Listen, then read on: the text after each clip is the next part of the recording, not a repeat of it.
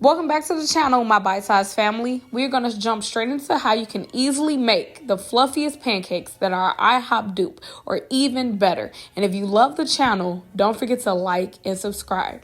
And today's video is sponsored by the one and only thick and rich Mrs. Butterworth, who believes in making great memories with the people you love the most over a meal that is worth it.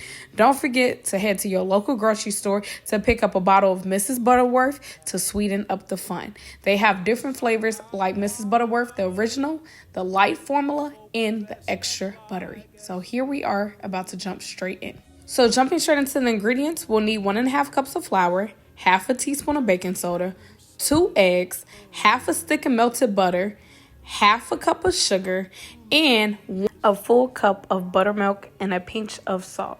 Please use iodized salt, not sea salt. I only had sea salt in my cabinet, but please make sure you use iodized. Now that you have all your ingredients, you want to mix all of your dry ingredients in a bowl first. And after you lightly mix, move that bowl to the side, and in a separate bowl, add all of your wet ingredients. Now, personally, I like mixing my wet ingredients with a fork. So I just continue to mix my dry ingredients until I feel like it's evenly dispersed. And then I move that bowl to the side and I begin to start mixing my wet ingredients together, which is the buttermilk, a bowl of buttermilk, 2 of the eggs, large. I like the brown eggs, but you can use any ones you want.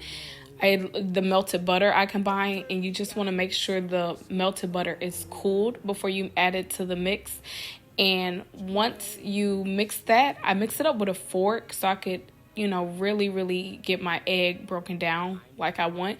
Once that is all mixed together, I'm going to add my wet ingredients to the dry, or you could do it either way you want. Mix the wet to the dry to the wet. Just make sure you're getting your mixture mixed very well. You want to make sure you don't over mix. You don't want your batter to be too thin, because if it's thin, you're not going to get the fluffy texture that you're looking for. So if your batter is kind of thin, you may want to add just a little bit more flour. And now we're going to cook the pancakes until they are golden light brown. So now that our batter is mixed, we are going to turn on our stove to about medium-high heat. I would say 5. Put the saucepan on the stove and let the saucepan warm up. And then we'll just start adding our batter to the pan. Now, we want to wait for our pancakes to bubble on the top, and when they bubble, they are ready to go. And this is my little secret. If you want a pancake that tastes like a little McGriddle, you'll add a little bit of maple syrup to the pancake while it's still cooking on the stove. That's my little secret, you guys, so just so you know. And you're just going to keep waiting until the other ones are ready. I'm left-handed, by the way. And you'll just keep waiting until your other pancakes are ready to flip, and you'll just continue adding the pancakes to the pan, cooking them, and repeating the process until you're out of batter. And y'all cannot say these pancakes are not a perfect golden brown. You cannot tell me they're not fluffy. These are beautiful. And every time I get done with a pancake, I just lightly butter it, and then voila, you are complete. Now it's time to add the syrup.